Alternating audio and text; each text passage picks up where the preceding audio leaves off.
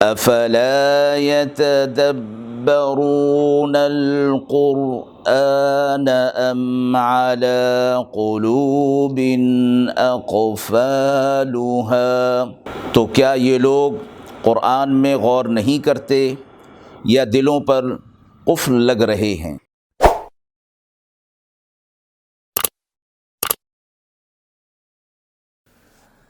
بسم اللہ الرحمن الرحیم۔ السلام علیکم ورحمۃ اللہ۔ ناظرین کرام، درس قرآن کے اس سلسلے میں آج ہم سورہ آل عمران کی آیت نمبر 153 سے ابتدا کر رہے ہیں۔ اعوذ باللہ من الشیطان الرجیم، بسم اللہ الرحمن الرحیم۔ اذ تصعدون ولا تلوون على احد والرسول يدعوكم في اخراكم فأثابكم غما بغم لكي لا تحزنوا على ما فاتكم ولا ما أصابكم واللہ خبیر بما تعملون۔ جب تم چڑھے چلے جاتے تھے اور پیچھے پھر کر بھی نہ دیکھتے تھے کسی کو، اور رسول اللہ صلی اللہ علیہ وسلم تمہیں پکار رہے تھے تمہارے پیچھے سے، پھر پہنچا تم کو غم عوض میں غم کے، تاکہ تم غم نہ کیا کرو اس پر جو ہاتھ سے نکل جائے، اور نہ اس پر جو کچھ کے مصیبت پیش آئے، اور اللہ تمہارے اعمال کی خبر رکھتا ہے۔ اس آیت میں، جیسے کہ پچھلی آیات میں غزوہ احد کا سلسلہ اور واقعہ مذکور ہو رہا تھا، اس حوالے سے بہت سی چیزیں واقعے کے حوالے سے پیش کی گئی تھیں۔ اس آیت میں بھی اسی بات کی طرف حضرات صحابہ اکرام کو فرمایا جا رہا ہے کہ صحابہ اکرام کو اس واقعے کے اندر غم اور حزن اور ملال ہوا تھا کہ وہ آپ صلی اللہ علیہ وسلم کی مقرر کردہ جگہ سے چلے گئے تھے، تو اسی بات کو یہاں اشارہ کرتے ہوئے فرمایا گیا کہ جب تم آگے چلے گئے اور جنگ سے دور ہونے لگے، میدان جنگ سے، تو رسول اللہ صلی اللہ علیہ وسلم تمہیں پکار رہے تھے کہ پیٹھ نہ پھیرو اور میدان جنگ میں آ جاؤ، تو لیکن تم نے ان کی بات کو نہ سنا، تو اس وجہ سے رسول اللہ صلی اللہ علیہ وسلم کو غم پہنچا، اور آپ صلی اللہ علیہ وسلم کو غم پہنچنے کی وجہ سے انہیں بھی خمیازے میں غم اٹھانا پڑا۔ لیکن ساتھ ہی فرما دیا گیا کہ یہ اس وجہ سے ہوا کہ اس میں تمہارا امتحان تھا، تاکہ تمہاری یہ تربیت اس کے اندر ہو جائے کہ جو کچھ تم سے چلا گیا اور جو کچھ تمہارے اوپر پیش آ گیا اس پر تمہارا کیا رویہ ہونا چاہیے، اور یہ ایک تربیت کے حوالے سے تھا۔ فرمایا گیا کہ رسول اللہ صلی اللہ علیہ وسلم نے جب انہیں پکارا اور ان کی آواز پر حضرات صحابہ اکرام کو نہ آنا، تو فرمایا گیا کہ انہوں نے اس کو سنا نہیں، چونکہ میدان جنگ کی کیفیت تھی، اس وجہ سے اگر وہ سن لیتے اور آپ صلی اللہ علیہ وسلم کی آواز ان تک پہنچ جاتی تو یقینی طور پر وہ لوٹ آتے۔ اور روایت حدیث میں ہے کہ حضرت کعب بن مالک رضی اللہ تعالی عنہ نے مسلمانوں کو پکارا تو مسلمان جمع ہو گئے۔ تفسیر روح المعانی میں اس طرح فرمایا گیا ہے کہ اول تو یہی بات کہ رسول اللہ صلی اللہ علیہ وسلم کی پکار کو حضرات صحابہ اکرام نے سنا نہیں اور وہ دور چلے گئے تھے، تو جب قریب میں ان کی آواز، کعب بن مالک رضی اللہ تعالیٰ عنہ کی آواز کو سن لیا تو پھر وہ سب جمع ہو گئے۔ دراصل میدان جنگ کی گھبراہٹ اور اس وقت کی صورتحال کی وجہ سے بھی یہ فرمایا گیا کہ اس طرح کی صورت پیش آ گئی، لیکن اس میں بھی ظاہری اعتبار سے آپ صلی اللہ علیہ وسلم کو مسلمانوں کے نہ لوٹنے پر چونکہ غم ہوا تھا، اس لیے فرمایا کہ اس واقعے کے اندر اور اس غزوہ کے اندر تمہارے لیے بھی ایک غم کی کیفیت، تمہاری اصلاح کے لیے، تمہاری تربیت کے لیے اللہ رب العزت نے یہ صورت پیش کی تھی، اور اللہ جو تمہارے دیگر اعمال ہیں ان سے بالکل باخبر ہے۔ ثم أنزل عليكم من بعد الغم أمنة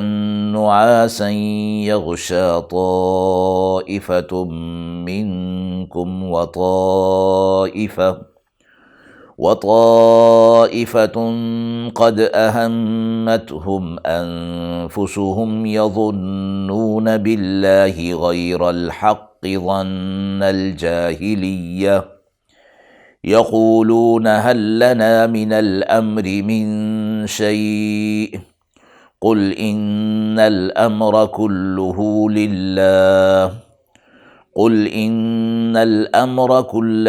لله يخفون في أنفسهم ما لا يبدون لك يقولون لو كان لنا من الأمر شيء ما قتلنا هاهنا قل لو كنتم في بيوتكم لبرز الذين كتب عليهم القتل إلى مضاجعهم وليبتلي الله ما في صدوركم وَلِيُمَحِّصَ مَا فِي قُلُوبِكُمْ وَاللَّهُ عَلِيمٌ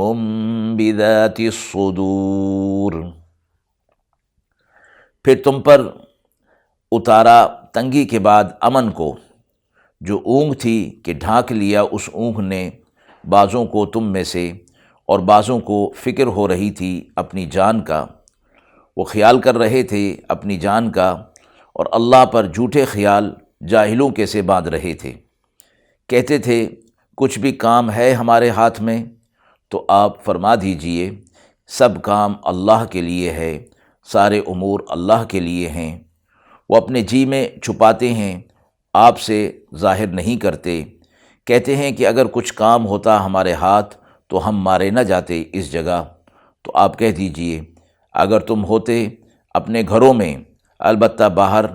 نکل آتے جن پر لکھ دیا گیا تھا مارا جانا اپنے پڑاؤ پر، اور اللہ کو آزمانا تھا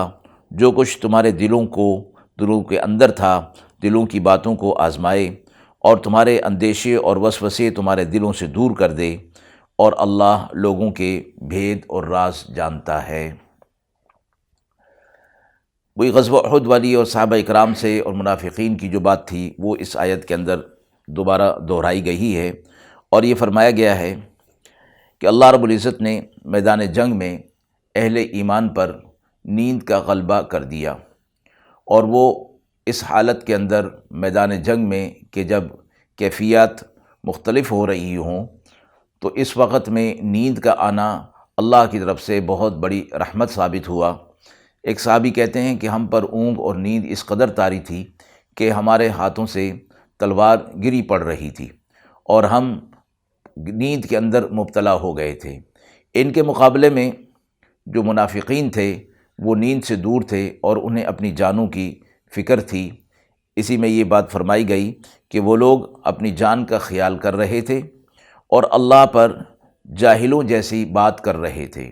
یعنی اس حال کے اندر ہمیں اس جنگ کے اندر مبتلا کر دیا گیا، اور ایسا کیوں ہوا، اور یہ غزوہ اور یہ جہاد نہیں ہونا چاہیے تھا۔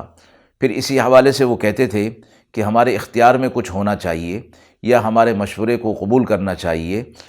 تھا، لیکن آپ صلی اللہ علیہ وسلم سے فرمایا گیا کہ آپ ان سے کہہ دیجئے سارے امور کا اختیار اللہ کے پاس ہے، اور ہم اللہ ہی کے حکم سے یہاں پر جمع ہوئے ہیں۔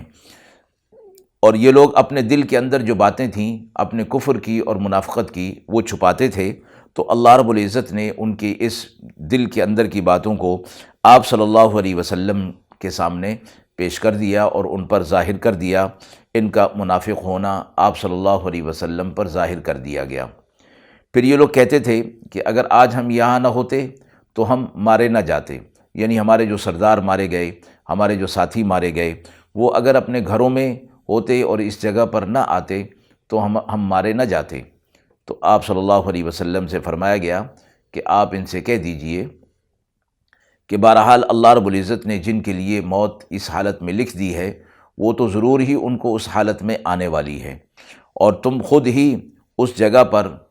مقتل کی جگہ پر تم خود ہی چل کر جو ہے وہ آ جاتے۔ اور اس چیز کے اندر اللہ رب العزت کی طرف سے اہل ایمان کے لیے ایک آزمائش اور امتحان تھا، تاکہ اللہ تمہارے دلوں کی باتوں کو آزمائے اور پھر اس آزمانے کے بعد تمہارے دل سے وساوس اور اندیشے دور کر دے۔ آیت میں فرمایا گیا کہ اللہ رب العزت کے حوالے سے جو فرمایا جاتا ہے کہ اللہ آزمائش اور امتحان لیتا ہے، اور فرمایا کہ یہ امتحان اور آزمائش دراصل حجت کو پورا کرنے کے لیے ہے، جس کا امتحان اور آزمائش لی جا رہی ہے اس کے حوالے سے ہے، اس کے حق میں، ورنہ امتحان اور آزمائش وہ لیتا ہے جو نتائج سے باخبر نہ ہو۔ اللہ رب العزت کا علم تمام چیزوں پر محیط ہے، اللہ جانتا ہے کہ اس آزمائش اور امتحان میں کیا ہوگا، اس آزمائش اور امتحان سے پہلے ہی جانتا ہے، لیکن فرمایا کہ پھر بھی آزمائش اور امتحان لیتا ہے تاکہ جس کا امتحان ہو رہا ہے اس پر ایک حجت جو ہے وہ قائم ہو جائے۔ تو اس لیے فرمایا تمہارے دلوں کو آزمایا جا رہا ہے، اور پھر مشاہدہ تمہیں ہو جائے کہ تم اس آزمائش کے اندر پورے اترے تو اللہ کی طرف سے تمہارے لیے نعمتوں کا اور بشارت کا تم سے وعدہ کیا گیا ہے۔ اور ساتھ ہی فرمایا کہ اس آزمائش کے ذریعے سے تمہارے دل کے اندر جو وساوس اور اندیشے ہوں گے اللہ رب العزت ان کو ختم فرما دے گا، اور جو دل کے اندر وساوس اور اندیشے پیدا ہوتے ہیں اللہ رب العزت ان کا جاننے والا ہے۔ آیت کے حوالے سے یہ بھی فرما دیا گیا کہ یہاں وہ کہتے تھے کہ اگر ہم یہاں نہ آتے تو مارے نہ جاتے، تو جواب میں فرمایا گیا کہ یہ تو ہونا تھا، اللہ رب العزت نے یہ لکھ دیا تھا۔ تو حدیث مبارکہ میں آتا ہے کہ کوئی شخص اس حوالے سے یہ نہ کہے کہ اگر میں فلاں کام نہ کرتا تو اس مصیبت میں مبتلا نہ ہوتا، اور اس میں یہ فرمایا گیا کہ یہ دو حوالے سے اگر کا استعمال ہے۔ اگر یہ ماضی کے حوالے سے ہو تو فرمایا کہ پھر اس کا استعمال ٹھیک نہیں، جیسے کوئی شخص کسی آزمائش میں مصیبت میں مبتلا ہو جائے اور وہ کہے کہ اگر میں یہ کام نہ کرتا تو مجھ پر یہ مصیبت نہ آتی، تو یہ تو ماضی کے حوالے سے ہے۔ تو فرمایا گیا کہ اس طرح کی بات نہیں کرنی چاہیے، چونکہ اس کے اندر افسوس اور حسرت اور تأسف پایا جاتا ہے، بلکہ یہ چیز ہے کہ اللہ رب العزت جو چاہتے ہیں ویسا ہی ہوتا ہے۔ اور اس چیز کو اگر مستقبل کے حوالے سے کیا جائے، بات کی جائے کہ اگر اس طرح کیا جائے گا تو پھر اس طرح ہوگا، تو یہ مستقبل کے حوالے سے چونکہ اللہ کے سپرد ہوتا ہے اور اس میں انشاءاللہ کا لفظ بھی استعمال ہوتا ہے، تو پھر یہ مستقبل کے حوالے سے اگر کا استعمال ٹھیک ہے، لیکن ماضی کے حوالے سے ٹھیک نہیں ہے۔ ان الذين تولوا منكم يوم التقى الجمعان انما استزلهم الشيطان ببعض ما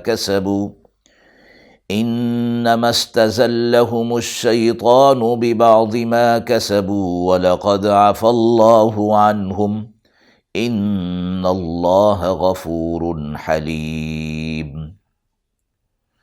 جو لوگ تم میں سے ہٹ گئے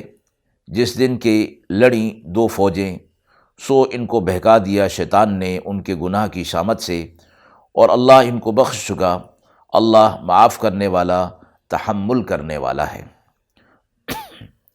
یہاں بھی حضرات صحابہ کرام سے فرمایا جا رہا ہے کہ آپ صلی اللہ علیہ وسلم کے مقرر کرنے کے باوجود ان لوگوں نے، صحابہ کرام نے وہ جگہ جو چھوڑ دی تھی تو دراصل ایک اجتہادی غلطی تھی، یعنی ظاہر کے اعتبار سے اس میں کوئی نافرمانی نہیں تھی، جنگ ختم ہو جانا اور اس کے بعد مال غنیمت کو جمع کرنا اور اپنے ساتھیوں کی مدد کرنا، یہ تو ایک طبعی بات تھی اور فطری بات تھی کہ اس طرح یہ ہونا تھا۔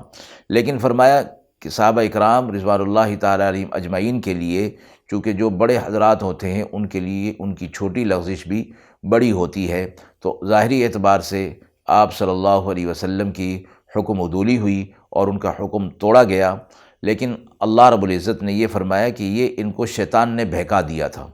اور شیطان نے ان کے گناہوں کی شامت ان کے اوپر ڈال دی اور انہیں حق سے، راستے سے بھٹکا دیا۔ آگے فرمایا وَلَقَدْ عَفَى اللَّهُ عَنْهُمْ، اللہ نے ان کو معاف کر دیا۔ مفسرین فرماتے ہیں کہ یہ معاملہ بالکل ایسا ہی ہے کہ اللہ رب العزت دلوں کے حال جانتے ہیں، اور گناہ اس کو کہتے ہیں کہ جو دل کے ارادے کے ساتھ کیا جائے، اور دل کے ارادے کے ساتھ نہ ہو، شعور اور اختیار اس میں نہ ہو، تو پھر وہ گناہ نہیں۔ جیسا کہ حضرت آدم علیہ الصلاۃ والسلام کے واقعے کے اندر یہ مذکور ہے کہ اللہ رب العزت نے ان کے لیے فرمایا وَلَمْ نَجِدْ لَهُ عَزْمًا،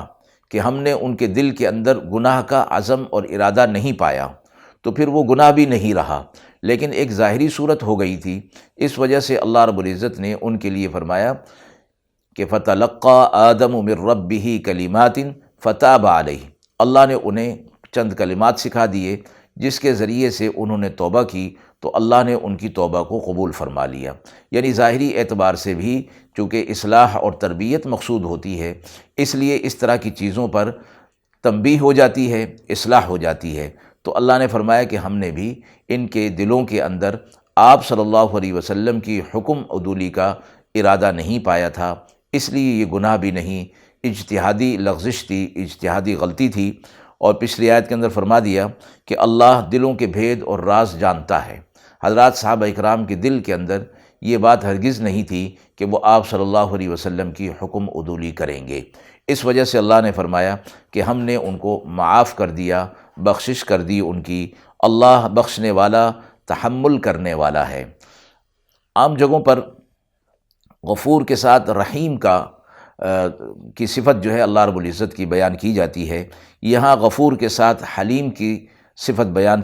فرمائی، جس کا معنی تحمل کرنے والا، بردباری کرنے والا۔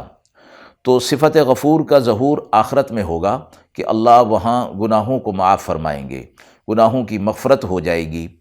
اور حلیم ہونے کی صفت، جس کا معنی بردبار ہونا، تحمل کرنا، برداشت کرنا، اس صفت کا ظہور اس دنیا کے اندر ہوتا رہتا ہے کہ اللہ کے بندے اللہ کی نافرمانی کرتے ہیں، اس کی حکم عدولی کرتے ہیں، اس کے باوجود گناہ پر گناہ ہوتے رہتے ہیں۔ اللہ رب العزت اس پر مواخذہ اور فوری پکڑ نہیں فرماتا، بلکہ ان گناہوں پر اللہ کی طرف سے بردباری، تحمل اور درگزر کا معاملہ ہوتا ہے، اور وہ بھی اسی صفت رحم اور صفت غفور کی وجہ سے کہ اللہ مہلت دیتا ہے، اس مہلت سے فائدہ اٹھا کر گناہوں سے توبہ کر لی جائے اور نیک اور اعمال صالحہ کی طرف آیا جائے۔ وآخر دعوانا ان الحمد للہ رب العالمین۔